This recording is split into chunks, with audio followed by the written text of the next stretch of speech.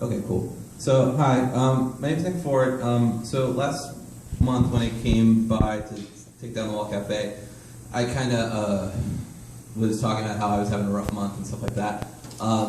Unfortunately, my month proceeded to get a little worse when a friend of mine, who I had been best friends with for 5 or 6 years or so, passed away.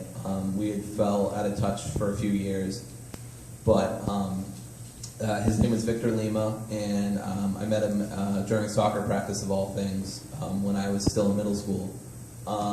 So even though we had fallen out of touch for a few years, it was really hard for me, and that was the first wake and funeral I've ever gone to where I've ever been able to actually conceptualize like what's going on. So I wrote these poems for him, or about him, however you want to look at it. And yeah, they're obviously pretty personal. So yeah, just so the first one's called Heartbreak, and a lot of these kind of deal with sort of my feelings in coming to terms with it and stuff like that. So the first one's called Heartbreak.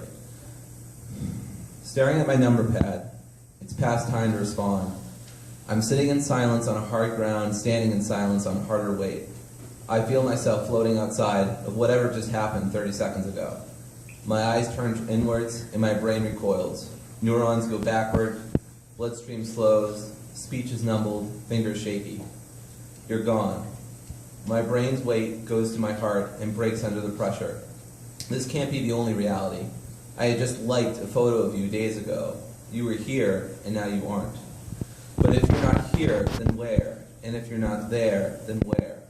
I crumple onto my bed, not processing, hardly thinking, blood fast. It's too much, too quickly. I look at the wall, I look at your wall, and the outpouring confirms my fears, each one filled with memories, love, heartbreak.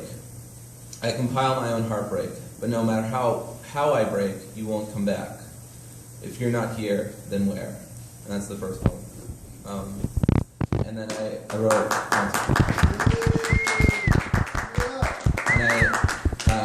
I wrote 5 poems. If I would not shut off my computer, well, that's awkward.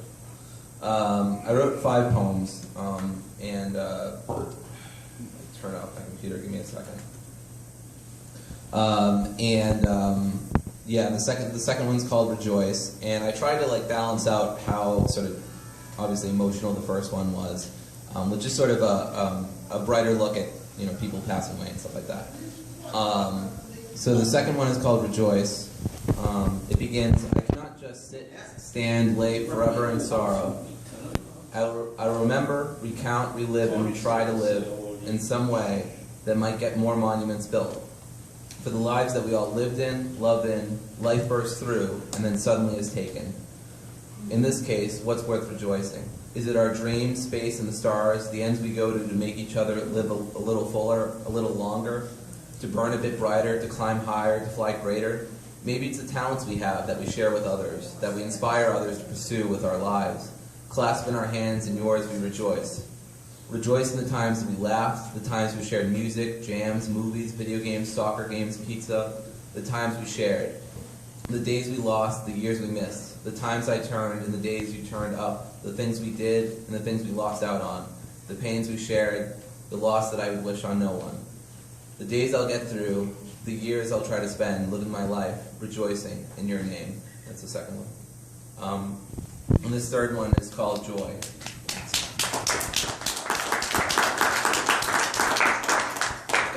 I got a better customer audience relations here.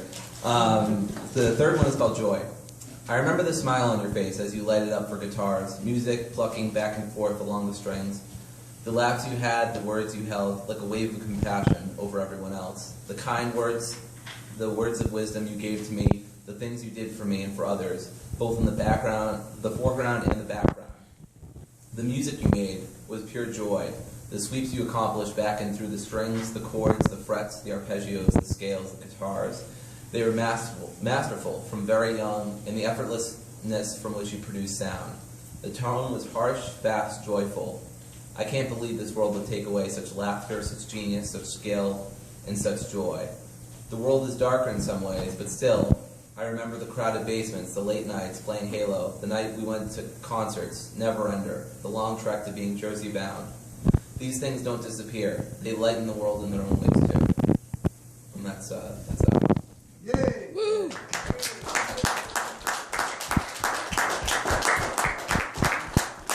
And then I have this one and one more. This one is called Life and Death, appropriately.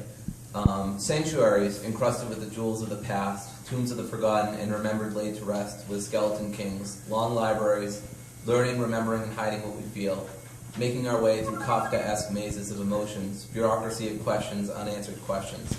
We turn high, but I turn to you. We turn towards each other, consecrating services towards each other, and ask those questions still unanswered.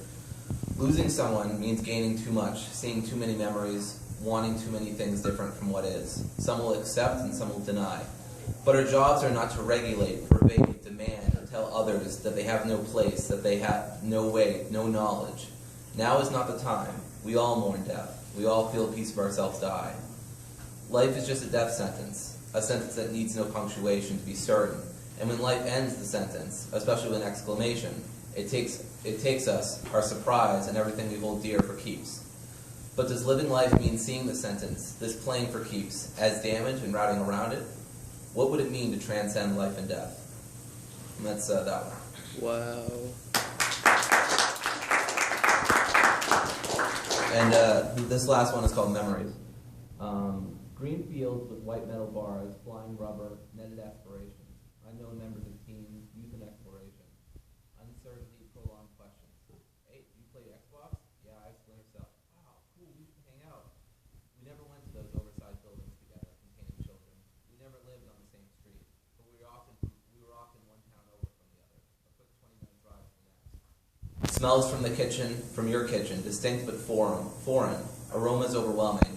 Being picky, let's just order up, get some pizza. But it wasn't your fault. My taste buds are culturally insensitive. We went from Xbox, PS2, Wii, Xbox 360. We went from AIM, MySpace, Facebook. We went from home phones, cell phones, smartphones. We went from Metallica to Coheed and Cambria. We went from playing in a band to playing a part. We went from being best friends to close friends to just fond memories. Now all I have left are those memories. All you are is a memory. One that I'll cherish and try to keep close, always wishing we had kept just as close. Rest in peace, Victor.